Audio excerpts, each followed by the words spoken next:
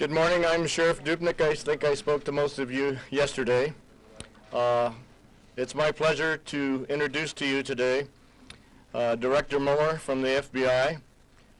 As we told you yesterday, not only our two agencies, but all state and local and federal agencies involved in this case, and there's probably a dozen or so, have not only been working hand in glove, but joined at the hip. The investigation is still far from over, but it is progressing very, very smoothly.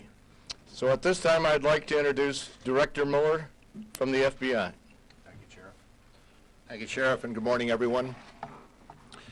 First, let me express my condolences to the families and the friends of Representative Gabrielle Giffords, Judge John Roll, and the other victims of this senseless tragedy. This was an attack not only against dedicated public servants, but against our fellow citizens, one being a child who was there to learn more about how our government works, other members of the community who were meeting with their elected officials for the first time, or who were simply running errands on what otherwise would have been an ordinary weekend. This was an attack on our institutions, an attack on our way of life. As you know, Jared Lee Loughner was subdued by brave, quick-thinking individuals at the scene. He was taken into custody by sheriff's deputies and is now in federal custody. And formal charges are expected this afternoon. Federal agents and deputy sheriffs are working around the clock to learn as much as possible, gather the facts, determine why someone would commit such a heinous act, and whether anyone else was involved. And while we do not yet have all the answers to these questions, I can assure you that teams of professionals are working toward a single goal. That is to piece together the facts, answer those questions, and ensure that justice is done. We are working closely with the Pima County Sheriff's Office, the U.S. Marshal Service, U.S. Capitol Police, and others in this ongoing investigation. And given this tragedy, all logical precautions are in place to best ensure the safety of other public officials. But I will say, and will emphasize, there is no information at this time to suggest any specific threat remains. For those of us on the ground and for all of us, the work goes on, and we will continue to dedicate all necessary resources to every level of this investigation and to do everything that we can to ensure that our elected officials and the citizens we serve are safe. And with that, I'd be happy, and I'm sure the sheriff would be happy, to answer any questions you might have. Director, what have you been able to find out about the weapon? The gentleman right here had his hand up first. Yes, sir. Yes, Sam Quinones with the Los Angeles Times. Wanting to know about the motives, what you've been able to find out about the motives regarding the shooting of Mr. Loughner. As you can expect, the investigation is barely 24 hours old, and it's a little bit early to speculate on those motives. My expectation is that there will be a filing in federal court this afternoon that may elaborate somewhat on that, but again, it's awfully early in the investigation to give some definitive answer. Let me go to the next. Yes, ma'am. Arizona is the third state in which you can carry concealed weapons without a permit. What do you think about the relative ease with which people can get weapons here in the U.S.?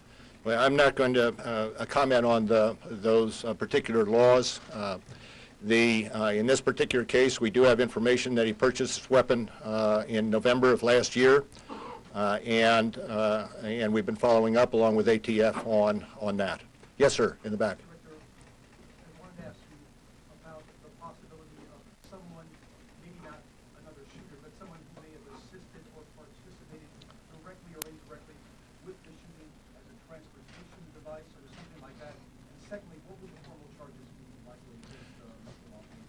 Okay, as to the first question with regard to accomplices, that is quite obviously something that we are closely looking at, and we're pursuing all leads. We pushed out a photograph of an individual that appeared to be entering the Safeway with with the suspect, with the subject, and we are hoping to identify that individual. We do not have any belief at this time that that individual was a participant in the shooting. It is somebody we need to identify, and as I say, we have put out that photograph. And the second question, second part of the question, I should say. I do believe he'll be charged with the assault on the Congresswoman, with the killing of Judge Roll, and the assault on the other staffers. And again, these are preliminary charges. As the investigation goes on, there will be additional charges that will be filed. Yes, ma'am, in the back.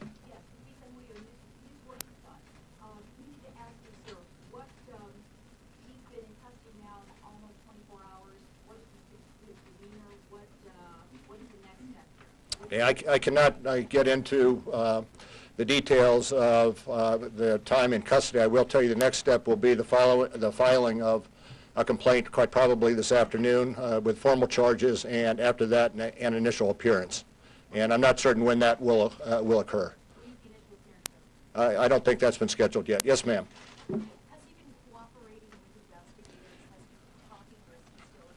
Again, I cannot get into the details of the interaction with him after he was arrested by the Pima County Sheriff's officers. Yes, sir, in the back. Mike Benner, KGWTV, have you been able to find out more about the weapon, where it came from, when he got it, that sort of information? Yes, I think it indicated that it was purchased in November of last year, 2010, and it was a Glock 9mm. Yes, sir.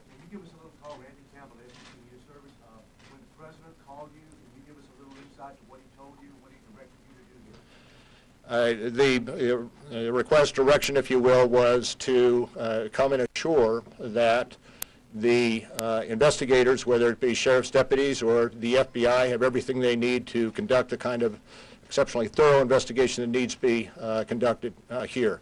This is a joint investigation, the FBI and other federal agencies, along with the Pima County Sheriff's Office, and we have been working closely together out of one command center since late yesterday afternoon. And his concern was that everything be done to assure that the individual or individuals are brought to justice and that no stone remains unturned to that end. Yes, ma'am, over here. Jim Smith, Arizona Daily Star. Can I assume, since you mentioned that the charges would be filed pertaining to Gabrielle Giffords, Judge Roll, and the staffers, that additional charges could be expected in state court as to the other victims? Yes, I know there are discussions between the United States Attorney and the District Attorney in terms of how you would outline these charges, and I think it's I would defer to them in terms of what charges are being brought or charges that may be brought either in federal or state court down the road. Yes, ma'am, in the back. Yesterday,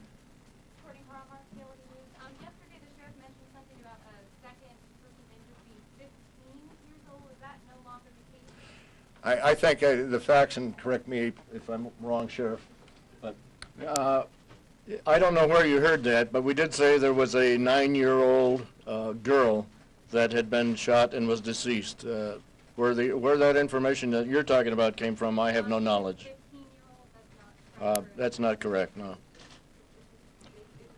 let me go right, yes, ma'am, right here. Yes, Barbara via Arizona News Radio. Is Lochner considered to be a prohibited possessor? Was he a prohibited possessor at the time of his crime? We did not believe so. Yes, sir, right here in the black. What city was the gun purchased, and was it purchased at a gun shop or a gun show? It was purchased at a gun shop, and I'm not certain of the city. We can get you that information afterwards. Yes, sir. There was a package apparently found at the Congresswoman's office. Have you determined whether that was an explosive device, and have you determined whether there was any explosive devices connected with the suspect? The package to which you refer did not contain any explosives. It is, I think, premature to determine that it is in no way related to the circumstances relating to Congresswoman Giffords. But we have that package, and we will be running it through our laboratory to determine whether there's DNA, fingerprints, and the like, and make certain that it did not have anything to do with it, and more particularly to determine what was the purpose of the leaving of that package there and who did it. And yes, sir, right here in the retie. Yeah, I'm Salvador Duran with Univision Network. I'd like to find out if you could tell us a little bit what you have found out about his criminal past, and also if you could discuss the images and the postings that he had were posted on YouTube and his MySpace account, and if that has given you any indication that he would eventually do something like this. Well, I can tell you with regard to the record, minimal. With regard to the postings, there have been some postings I've seen the news media has because they're widely shown on the internet. And in the course of the investigation, we'll be looking at every one of those postings, any activity he had on the internet, any activity he had, whether it be email or other communications. And we'll be looking at every one of his associates to determine whether or not they continue to present a threat. And somebody has not asked a question. Yes, sir, in white. Is there any connection that he was involved with some kind of group, such as American Renaissance or any other kind of hate groups that you have any information on? I have seen some allusion to that in the media. Let me just put it that way. Quite clearly, that is something that we would continue to look at and focus on in the course of the investigation. Yes, sir, in the blue. Yeah, William Welch with USA Today. Can you say if there is any history, if you found any history in which he had contact with the Congresswoman or had attempted to contact her? Or, Yes, I believe that we have an indication that he attended a similar event back in 2007, and the specifics of that will quite probably come out in the course of the legal proceedings. Yes, way in the back. Yes, sir. Obviously a horrible crime, tragic situation for so many people. As a director, you obviously face threats like this every day on all levels. The sheriff yesterday spoke about some of the problems with hate speech that's been going on in his mind. Are you seeing a change nationwide? Is the agency getting more threats because of speech on both sides of the political aisle that some claim is causing this? I think it's premature to say to what extent, to what the motivations were of the individual on this particular case, and to necessarily draw generalizations off of that.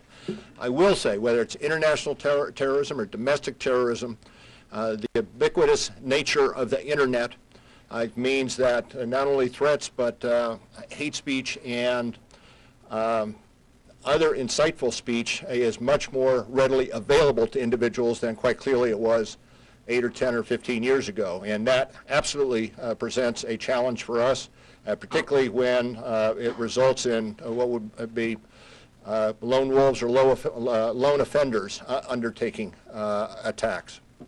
And let me see, yes, right here in black again.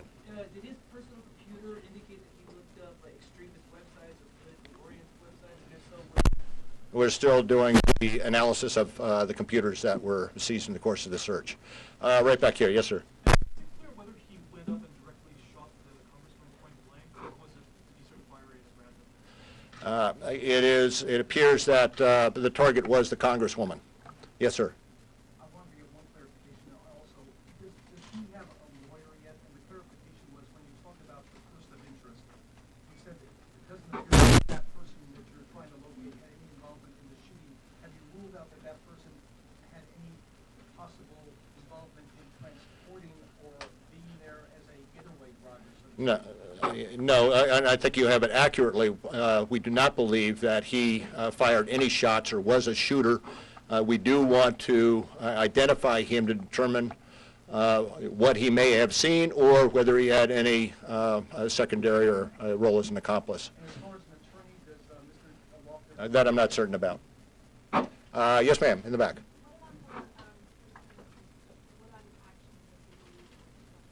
I'm sorry, I could not hear. As we showed in the photo that we have put out, it shows the individual in safety at or about or near the individual that has been detained. Yes, ma'am.